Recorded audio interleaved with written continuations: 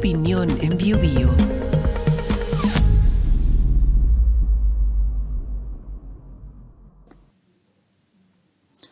José Ortega y Gasset fue uno de los grandes filósofos españoles del siglo XX, con la particularidad que su trabajo y sus libros superaron los meros límites de la academia y llegaron a ser conocidos por sectores más amplios de la población, no solo en su país.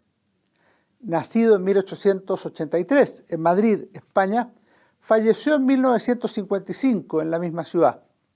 Su obra no solo es vasta, sino también diversa. Abordó diferentes tópicos filosóficos, pero también otros de carácter social, histórico y político, algunos de los cuales se transformaron en clásicos. Como todo pensador que escribió en forma abundante, sus obras completas, por ejemplo, suman 10 tomos voluminosos, se puede estar de acuerdo con él en muchos aspectos, mientras otros producirán desafecto o discrepancias por razones propias de la filosofía o bien por sus convicciones en materia política o religiosa. Considerando todo lo anterior, me parece que un libro especialmente valioso del pensador español es Mirabeau, o El Político, publicado en Madrid por la revista Occidente en 1927, 91 páginas. En esta obra, que es un ensayo con amplios conocimientos sobre la Revolución Francesa y una sólida reflexión personal, Ortega y Gasset aprovecha la vida del personaje francés de fines del siglo XVIII para escribir sobre el político práctico. Mirabeau, nacido en 1749 y fallecido en 1791, fue diplomático y hombre público, actor durante la Revolución Francesa, destacado por su oratoria y su capacidad para comprender los nuevos tiempos de rebelión y de cambios.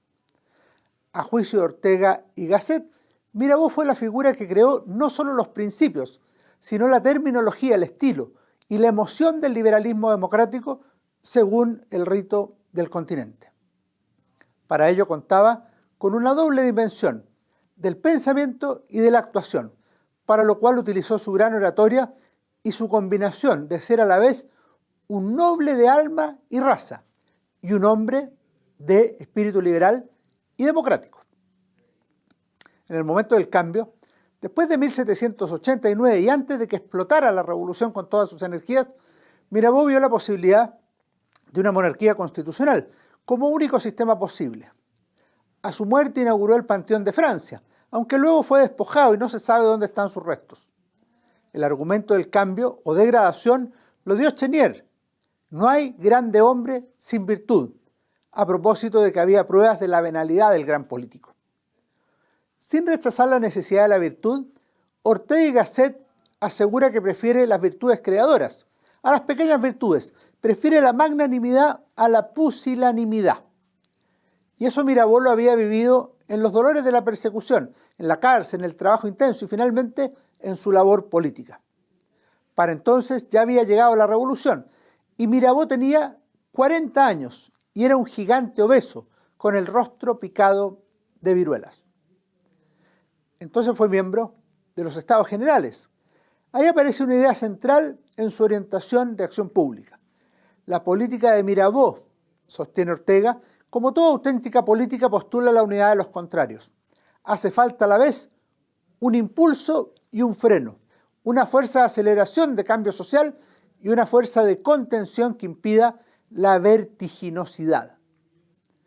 En el contexto del profundo cambio que vivía Francia, Mirabeau afirmó que era un país con historia, con gobierno, rey y prejuicios existentes. Por lo mismo, era preciso en lo posible acomodar estas cosas a la revolución y salvar la subitaneidad del tránsito. Luego reflexiona el pensador español en un párrafo que debemos leer con atención, por su profundidad. La subitaneidad del tránsito, admirable expresión, condensa todo el método político y diferencia a este de la magia. El revolucionario es lo inverso de un político, porque al actuar obtiene lo contrario de lo que se propone.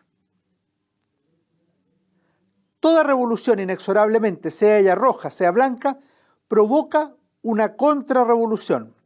El político es el que anticipa este resultado y hace a la vez por sí mismo la revolución y la contrarrevolución.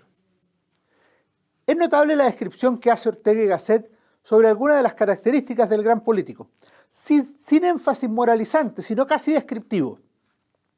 Impulsividad, turbulencia, histrionismo, imprecisión, pobreza de intimidad, dureza de piel, son las condiciones orgánicas, elementales de un genio político. Es ilusorio querer lo uno sin lo otro, y es por tanto injusto imputar al grande hombre como vicios sus imprescindibles ingredientes. Ortega y Gasset estaba convencido que la política es una actividad muy compleja, considerando eso, si fuera necesario quedarse con una definición, sería esta. Política es tener una idea clara de lo que se debe hacer desde el Estado en una nación. Para comprender aquello es preciso distinguir entre Estado y nación. El Estado no es más que una máquina situada dentro de la nación para servir a ésta. Por ende, un error habitual es suponer que resulta más relevante preferir el fantasma transitorio de un Estado perfecto al porvenir de una nación vigorosa y saludable. Lo que vive es la nación, y el filósofo estima que en la historia triunfa la vitalidad de las naciones, no la perfección formal de los Estados. En la dicotomía habitual que se presenta entre el político y el intelectual, Ortega y Gasset estudia y se refiere al político, al hombre de acción, y no al de intelección.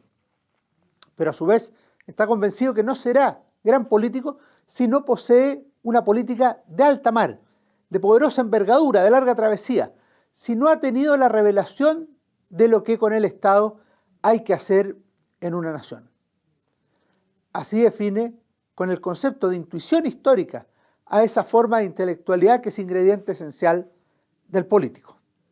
Para ello se requiere una formación intelectual destinada a incorporar formas de inteligencia ajenas a la política.